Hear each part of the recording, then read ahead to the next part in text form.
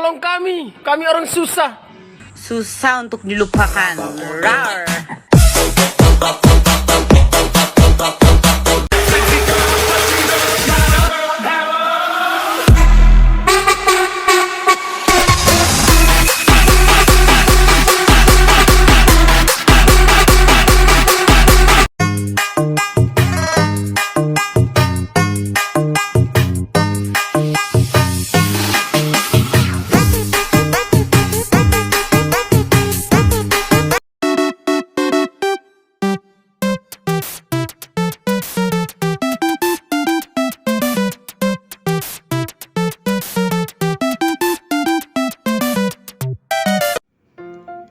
Tujuan pembelajaran. Jadi, tujuan pembelajaran dari materi ini adalah untuk memahami konsep kepemimpinan dan pengembangan kepemimpinan.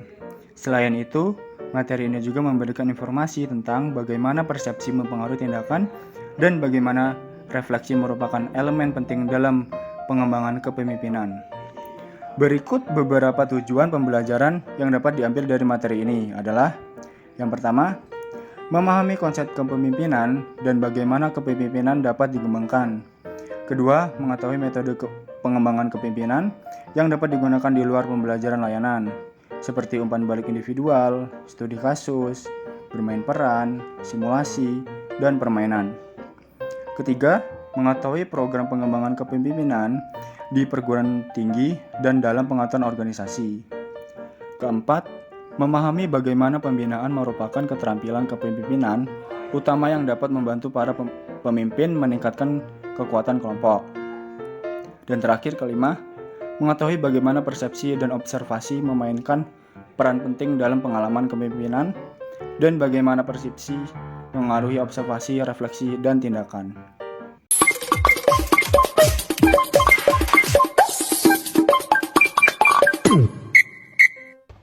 Model aksi, pengamatan, refleksi. Pertimbangan sejenak apa yang dapat dipelajari oleh anak muda dari pembelanjaan setahun bekerja di dua lingkungan yang sangat berbeda. Sebagai asisten staf di Kongres Amerika Serikat atau sebagai tukang kayu di kru konstruksi rumah, setiap kegiatan ini menawarkan banyak pelajaran kepemimpinan. Bekerja di Kongres, semisalnya, akan memberikan kesempatan untuk mengamati para pemimpin politik baik di atas punggung, di hadapan publik maupun di belakang panggung, pada momen-momen yang lebih pribadi. Orang muda bisa juga belajar banyak dengan bekerja sebagai kru bangunan, seiring dengan rencana dan materi menjadi kenyataan rumah jadi.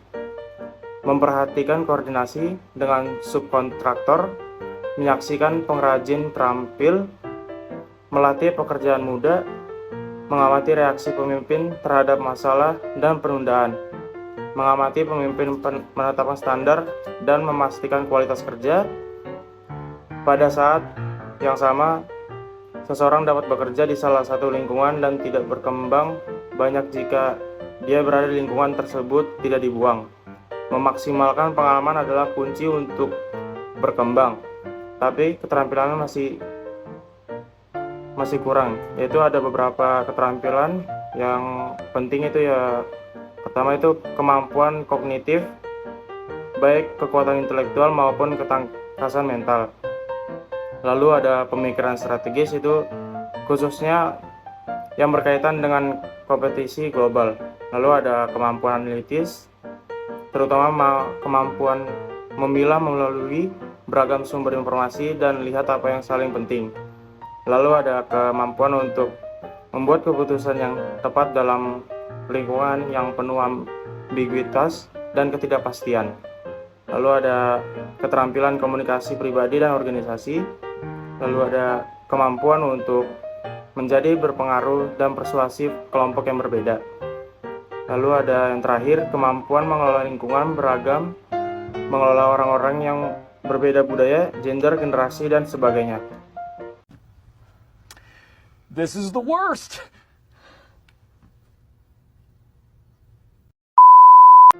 Baik, di sini saya akan membahas tentang peran kunci persepsi dalam spiral pengalaman. Peran kunci persepsi dalam spiral pengalaman. Persepsi itu mempengaruhi ketiga fase model tindakan, pengamatan, refleksi, dan hal tersebut memainkan hal penting dalam apa yang akan diambil orang dari situasi kepemimpinan apapun. Kita mulai dengan tahap yang tampaknya paling sesuai secara langsung dengan persepsi ke fase pengamatan. Persepsi dan observasi. Pengamatan dan persepsi keduanya memiliki hubungan yang terjadi secara spontan dan mudah, sehingga mudah untuk menganggapnya sebagai proses pasif. Gambaran kita tentang proses perseptual mencerminkan pandangan implisit.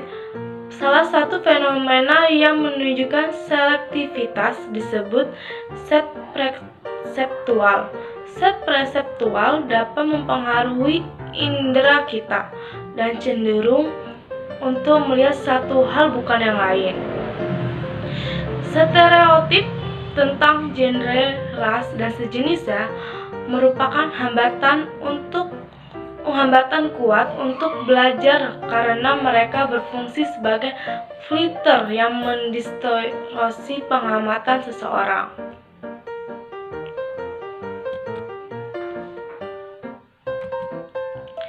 Selanjutnya, persepsi dan refleksi. Refleksi adalah bagaimana kita menafsirkan pengamatan kita. Persepsi secara inheren merupakan aktivitas interpretatif atau pembuatan makna. Atribusi adalah penjelasan yang kita kembangkan untuk perilaku atau tindakan yang kita hadiri dan merupakan salah satu aspek penting. Terima kasih.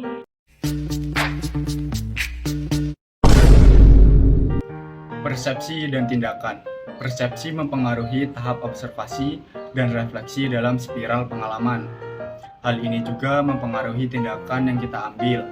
Misalnya, seseorang telah meneliti bagaimana persepsi dan bias mempengaruhi tindakan supervisor dalam menanggapi bawahan yang berkinerja buruk. Secara umum, para peneliti ini menemukan bahwa supervisor bias dalam membuat atribusi disposisional tentang kinerja bawahan yang di bawah standar. Sebagai akibat dari atribusi ini, seringkali merekomendasikan agar hukuman digunakan untuk memperbaiki defisit kinerja. Variabel persepsi lain yang dapat mempengaruhi tindakan kita adalah self-fulfilling prophecy, juga mempengaruhi tindakan di mana ekspektasi kita mempengaruhi hasil yang kita prediksi.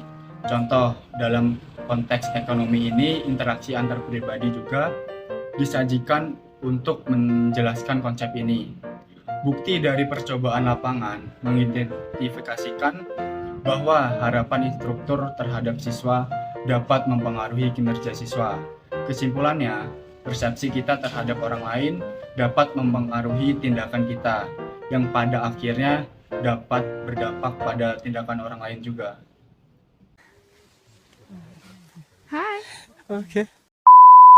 Slide selanjutnya, refleksi dan pengembangan kepemimpinan. Refleksi merupakan elemen penting dalam mengembangkan kepemimpinan, memberikan wawasan untuk melihat masalah dari berbagai perspektif, memahami bawahan, dan memajukan pemikiran ilmiah. Namun, seringkali refleksi diabaikan karena tekanan waktu dan kurangnya pemahaman akan nilainya. Pembelajaran tunggal dan ganda merupakan komponen sulit dalam mengubah gaya kepemimpinan tanpa refleksi. Agiris menyoroti pentingnya refleksi dalam mengubah kepemimpinan, mengilustrasikan bagaimana banyak individu berinteraksi berdasarkan sistem kepercayaan yang mengendalikan orang lain dan meminimalkan emosi diri. Sistem ini menciptakan hubungan defensif dan menghambat pengambilan risiko. Agiris mengenali pembelajaran satu putaran di mana individu mencari umpan balik yang mendukung keyakinan mereka tanpa mempertanyakan ide mendasar. Hal ini menyebabkan sistem kepercayaan tertutup dan minim refleksi, seperti termostat, individu hanya belajar di zona nyaman, sistem kepercayaan mereka tanpa menguji validitas, tujuan, atau nilai yang terkandung dalam situasi tersebut. Lanjutan refleksi dan pengembangan kepemimpinan,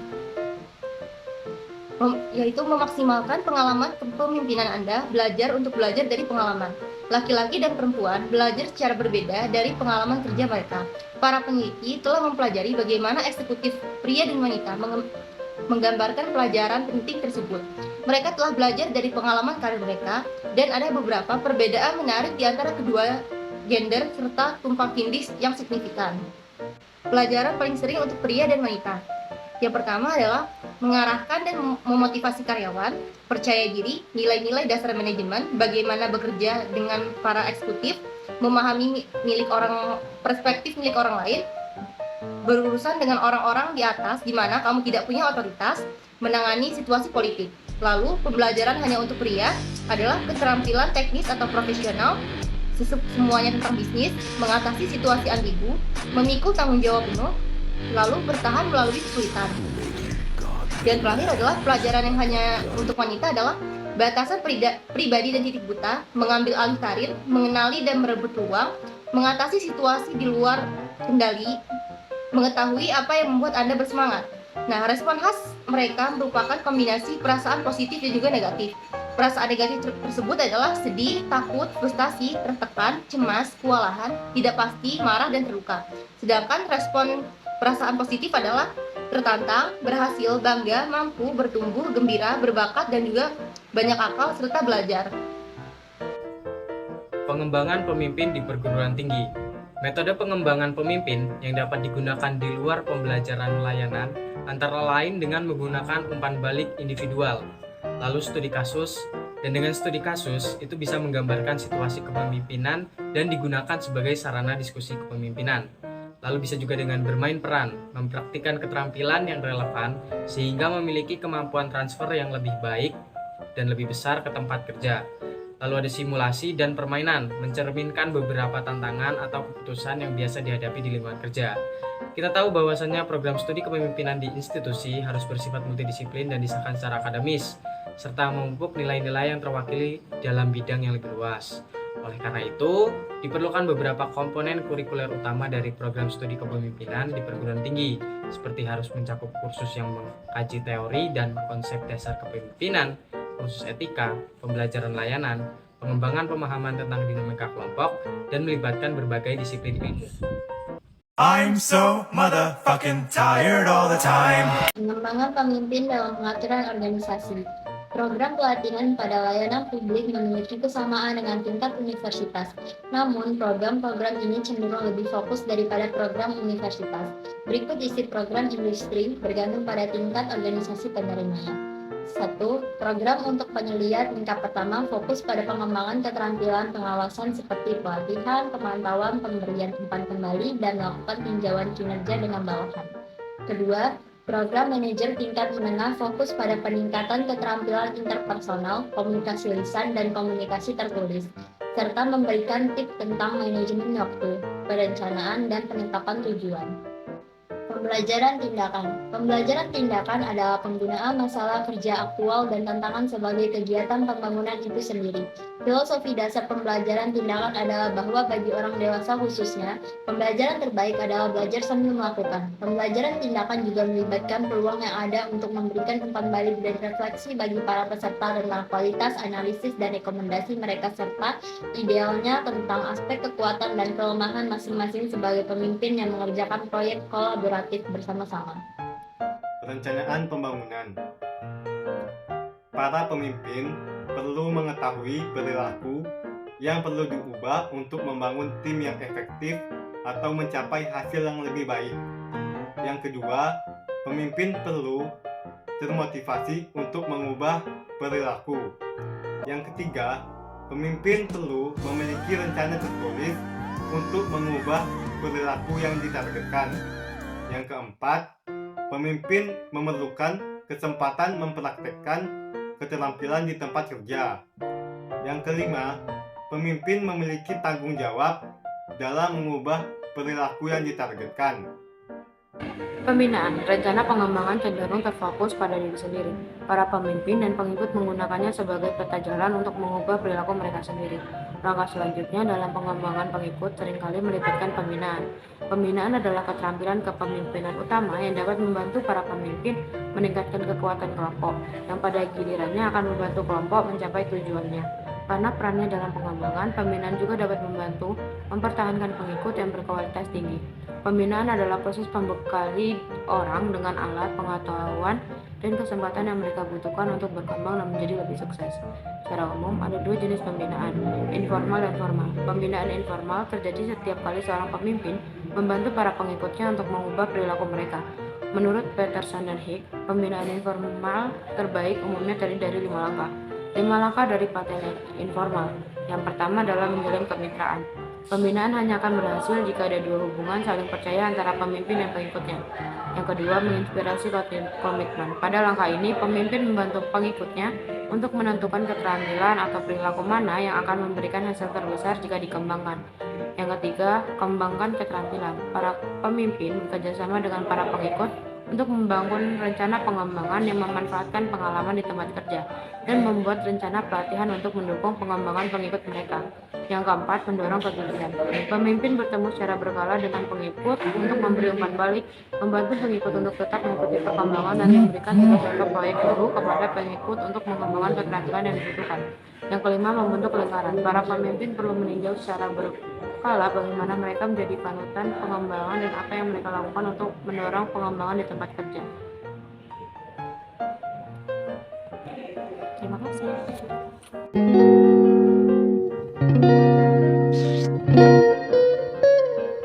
Sebelumnya izin memperkenalkan diri, nama saya Pastoran Tambah dengan ujung NPM 057. Di sini saya akan menjelaskan materi tentang beberapa poin mengenai pembinaan informal. Pertama, proses 5 langkah yang diidentifikasi oleh Peterson dan Hicks dapat digunakan oleh praktisi kepemimpinan untuk mendiagnosis mengapa perubahan perilaku tidak terjadi dan apa yang dapat dilakukan untuk mengatasinya. Misalnya, para pengikut mungkin tidak mengembangkan keterampilan baru karena mereka tidak mempercayai pemimpinnya. Yang kedua, pembinaan informal dapat dan memang terjadi di mana saja dalam organisasi. Eksekutif senior dapat menggunakan model ini untuk mengembangkan sifatnya. Stafnya, rekan kerja dapat menggunakannya untuk saling membantu dan seterusnya. Ketiga, praktisi kepemimpinan mempunyai kecenderungan untuk lupa melatih pengikut mereka yang kuat atau teratas. Namun orang-orang ini seringkali memberikan kontribusi terbesar bagi keberhasilan tim atau organisasi. Jadi, jika para pemimpin mau fokus untuk memindahkan orang-orang yang berkinerja solid ke dalam jajaran dengan kinerja tertinggi dan membuat mereka yang berkinerja terbaik menjadi lebih baik, kemungkinan besar tim mereka akan jauh lebih efektif dibandingkan jika mereka hanya berfokus pada pembinaan orang-orang yang berkinerja paling baik. Lalu selanjutnya ada beberapa pelajaran penting yang dapat dipetik dari pembinaan formal. Yang pertama, orang yang dibina harus mau berubah.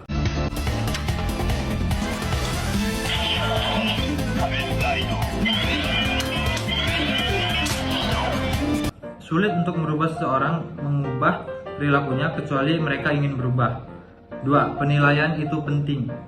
Penilaian formal yang melibatkan kepribadian, nilai-nilai, kemampuan mental, dan umpan balik multi penilai sangat penting untuk memahami perilaku apa yang perlu diubah oleh orang yang dibina, apa yang mendorong perubahan yang diperlakukan ini, dan seberapa mudah atau sulitnya mengubah perilaku yang ditargetkan.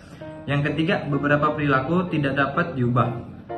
Beberapa di antaranya merupakan perilaku yang sudah mendarah daging atau tidak etis, sehingga pilihan terbaiknya mungkin adalah penghentian. Yang keempat, latihan itu penting. Pelatih yang baik tidak hanya menyerahkan apa yang perlu dirubah, tetapi juga mempraktikkan perilaku yang ditargetkan di latihan awal berlangsung selama sesi pembinaan.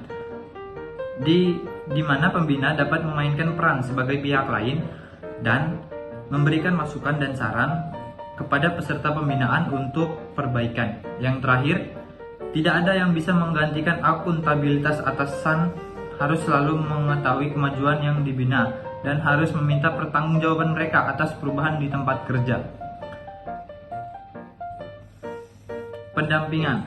Dalam sebuah organisasi, Anda juga bisa mendapatkan perspektif dan wawasan berharga melalui hubungan dekat dengan orang berpengalaman yang bersedia membawa Anda di bawah sayapnya. Orang seperti itu sering disebut mentor. Mentor memberikan anak didiknya pengetahuan, nasihat, tantangan, dan sebagainya. Dan dukungan tentang peluang karir, strategi organisasi dan kebijakan, politik kantor, dan sebagainya. Anak didik seringkali menerima pelatihan informal dan atasan mereka, namun mungkin lebih cenderung mencari bimbingan karir dan nasihat pribadi dari mentor mereka. Sekian, terima kasih. Thank you. Baik, di sini saya akan menjelaskan tentang studi kasus yang berjudul Komunikasi Bisnis Lintas Budaya antara perusahaan A dan perusahaan B. Di sini latar belakang perusahaan A berbasis di Amerika dan perusahaan B berbasis di Jepang. Memiliki kesepakatan untuk menjalin kemitraan strategis dalam mengembangkan produk teknologi baru. Kedua perusahaan harus mengatasi perbedaan budaya, bahasa, dan praktik bisnis dalam proses kolaborasi mereka. Dan mereka memiliki tantangan. Yang pertama, tantangan bahasa dan budaya. Perusahaan A dan B memiliki perbedaan budaya yang signifikan, termasuk dalam cara berbicara, berkomunikasi tidak langsung, dan dinamika hierarki yang berbeda. Kedua, keterampilan bahasa. Meskipun bahasa Inggris adalah bahasa internasional, ada anggota tim dari perusahaan B yang mungkin tidak memiliki keterampilan bahasa Inggris yang kuat. Yang ketiga, etika bisnis. Etika bisnis dan tata krama berbeda di Amerika Serikat dan Jepang, yang dapat mempengaruhi cara bernegosiasi, mengambil keputusan, dan berinteraksi. Selanjutnya, karena tadi ada tantangan, kita memiliki solusinya. Solusi yang pertama, pelatihan budaya. Kedua perusahaan menyelenggarakan pelatihan budaya bagi anggota tim yang akan terlihat dalam kolaborasi. Mereka mempelajari perbedaan dan praktik bisnis masing-masing. Yang kedua, penerjemah dan interpretasi. Untuk memastikan pemahaman yang akurat, mereka menggunakan layanan penerjemah dan interpretasi saat berkomunikasi dalam bahasa yang berbeda. Yang ketiga, pemimpin jembatan. Mereka menunjuk pemimpin tim dari masing-masing perusahaan yang memiliki pengalaman dalam berkomunikasi dengan budaya lain. Pemimpin ini membantu mengatasi hambatan komunikasi. Yang keempat, komunikasi terbuka. Mereka mempromosikan komunikasi yang terbuka dan jujur tentang harapan, kekhawatiran, dan tantangan yang dihadapi selama kolaborasi. Lalu hasil dari itu semua, dengan pendekatan ini perusahaan A dan B berhasil mengatasi hambatan komunikasi dan budaya. Mereka berhasil mengembangkan produk baru sesuai dengan rencana dan mencapai hasil yang diharapkan dari kemitraan strategis mereka. Kesimpulannya, kasus ini menunjukkan bagaimana kesadaran akan perbedaan budaya, penerjemah yang akurat, dan komunikasi terbuka dapat memfasilitasi kolaborasi bisnis lintas budaya yang sukses. Sekian dari kami, saya ucapkan terima kasih. Wassalamualaikum warahmatullahi wabarakatuh. Jadi, dari materi kelompok kami dapat disimpulkan bahwa dalam memaksimalkan pengalaman dan keterampilan kepemimpinan, kita perlu meningkatkan beberapa hal seperti kemampuan kognitif yang baik, ketangkasan mental, pemikiran strategis, kemampuan analisis, kemampuan membuat keputusan, keterampilan komunikasi pribadi dan organisasi, kemampuan menjadi berpengaruh dan persuasif, kemampuan mengelola keberagaman lingkungan, kemampuan mendelegasikan secara efektif, kemampuan mengidentifikasi, menarik, mengembangkan, dan mempertahankan orang-orang berbakat, serta kemampuan belajar dari pengalaman. Selain itu, refleksi itu juga penting karena dapat memberikan pemimpin berbagai wawasan tentang bagaimana membingkai masalah secara berbeda, melihat situasi dari berbagai perspektif, atau lebih memahami bawahan. Beberapa program studi kepemimpinan yaitu nilai tes kepribadian, studi kasus, bermain, ceramah atau diskusi, simulasi, menetapkan peserta di tempat asing, dan memberikan tantangan yang bersifat fisik.